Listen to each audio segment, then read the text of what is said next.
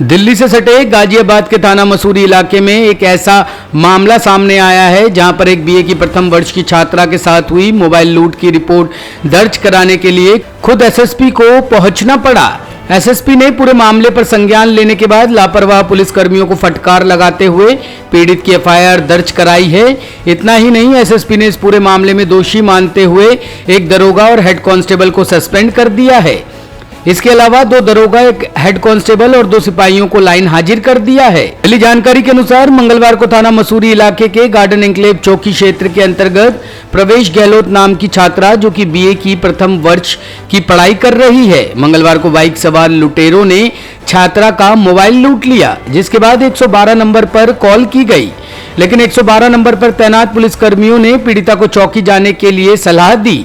जब पीड़िता चौकी पहुंची तो उन्होंने ईएफआईआर दर्ज कराए जाने की सलाह दे डाली। पीड़िता ने ईएफआईआर भी करने का प्रयास किया तो वह दर्ज नहीं हो पाई। आखिरकार पीड़िता परेशान होकर एसएसपी के पास पहुंची और पीड़िता ने कहा कि 112 नंबर पर तैनात पुलिसकर्मियों ने उसे चौकी जाने की सलाह दी। चौकी वालों ने ईएफआईआर की सलाह दी। ईएफआईआर दर्ज नहीं हो पा रही है, आखिर मेरी एफआईआर कौन दर्ज करेगा। एसएसपी ने पीड़िता के इस मामले को गंभीरता से लिया और खुद अचानक ही मसूरी थाने जा पहुंचे।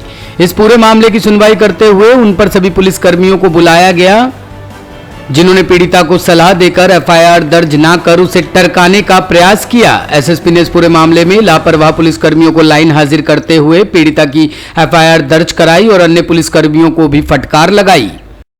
क्या नाम है आपका? मेरा नाम खुशी गहलोत है। अच्छा, आपके साथ क्या हुआ था, क्या घटना घटी थी? मैं विशाल मेगा मार्ट से वापस अपने घर की तरफ आ रही थी। वहाँ पे मैं फ़ोन पे बात करते हुए जा रही थी, तभी बाइक वाले ने मुझसे, मैं जैसे ही फ़ोन पे बात करते हुए जा रही थी तो मुझसे फ़ोन छीन लिया था। वो बहुत तेज़ी से आगे निकल गया था। अच्छा, कहाँ से आ रहे थे आप, कहाँ जा रहे थे? हम विशाल मेगा मार्ट से वापस अपने घर की तरफ आ रहे थे। अच्छा, तो फिर उसके बाद क्या हुआ, आपने कोई सूचना दी किसी को? फिर मैंने 112 पे कॉल किया था और उनको सारी सूचना बताई थी। तो उन्होंने 2 इंस्पेक्टर थे, वहाँ से आए थे और फिर उन्होंने पूरा एरिया देखकर कहाँ पे हुआ था, उसके बाद हमें बोला था कि थाने पे आके एफआईआर रखवा देना। अच्छा, तो उसके बाद जो मामला है उसमें कहीं ना कहीं टालम टोली का मामला आ रहा था कि टला रहे थे वो, आपको एफआईआर आपकी दर्ज नहीं हो रही थी, तो उसमें फिर आपकी कार्रवाई किस तरीके से, कहाँ गए थे फिर आप उसके बाद? फिर उसके बाद हम एसएसपी ऑफिस गए थे। फिर वहाँ पे जाके हमने एप्लीकेशन लिखी थी। उसके बाद फिर हम लोग वहाँ पे एप्लीकेशन लिखने के बाद फिर उन्होंने हमारी बात सुनी थी। उसके बाद हमारी एफआईआर जो हमने ऑनलाइन दर्ज करी थी उसके बारे में उन्होंने हम देखा कहाँ पे करी हुई है। फिर उसके बाद फिर वो लोग हमें थाने लेके गए थे, मसूरी थाने, जहाँ पे फिर उन्होंने सारा मामला ठीक से देख लिया था। ये घटना 20 तारीख की है और उसके बाद जो है 112 पे हम लोगों ने कंप्लेन की थी, वहाँ से भी कार्रवाई हुई। आए थे पुलिसकर्मी और मौके वारदात पर गए और उसके बाद उन्होंने कहा कि भाई ठीक है, आप गार्डन एन्क्लेव जो हमारी चौकी है उसमें जाकर आप अपनी एफआईआर दर्ज करा सकते हैं। तो शाम को हम गए वहाँ पर, तो उन्होंने जो एफआईआर दर्ज करने के विषय में उन्होंने कहा कि भाई आप ऑनलाइन आप कर सकते हैं इस कार्रवाई को।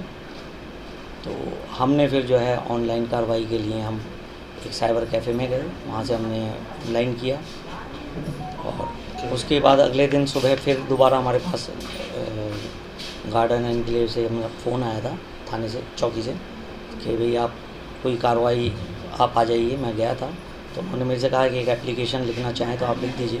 तो मैंने कहा कि एप्लीकेशन तो वैसे मैं ऑनलाइन डाल चुका हूँ। उन्होंने वो नंबर वगैरह देखकर जो एफआईआर का था, उन्होंने कहा ठीक है आपकी कार्रवाई हो गई है। लेकिन मुझे लगा कि अभी भी मेरा फ़ोन सर्विस लांच पे नहीं है, तो मैं फिर बिटिया को लेकर एसएसपी ऑफिस गया और वहाँ जाकर हमने एक एप्लीकेशन वहाँ दी। तो एसएसपी साहब ने एप्लीकेशन को देखकर कहा कि आप थाने पहुँचिए और थाने में जाके उन्होंने जो भी कार्रवाई जो सबके सामने है वो उन्होंने किया।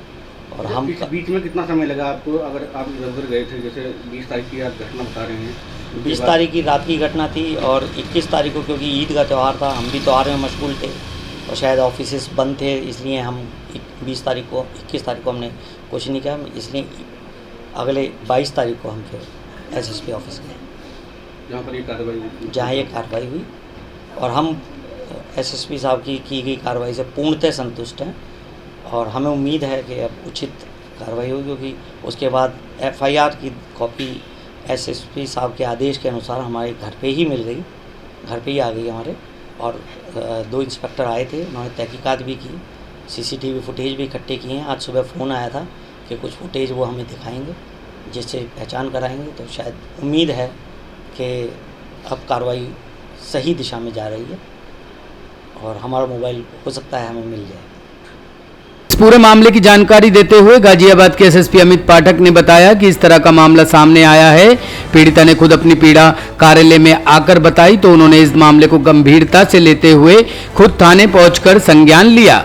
इस मामले में उन्होंने पीड़िता का मामला दर्ज करते हुए थाने के दरोगा इच्छाराम और हेड कांस्टेबल सत्येंद्र मलिक को सस्पेंड कर दिया। इसके अलावा inspector Anurag Singh, sub inspector अंकित राठौर और हेड कांस्टेबल मुकेश कुमार के अलावा पीआरबी 2181 पर तैनात 2 कांस्टेबल भी लाइन हाजिर कर दिए गए हैं। थाना मसूरी क्षेत्र के गार्डन एन्क्लेव चौकी क्षेत्र के अंतर्गत एक एप्लीकेंट की जो एप्लीकेशन थी उस पर कार्रवाई प्रॉपर ना करने के विषय में कप्तान साहब द्वारा संज्ञान लिया गया और उसमें 2 लोगों को निलंबित किया गया है। इसके अलावा 6 अन्य लोगों के विरुद्ध लाइन हाजिर करते हुए विभागीय जांच के आदेश दिए गए हैं।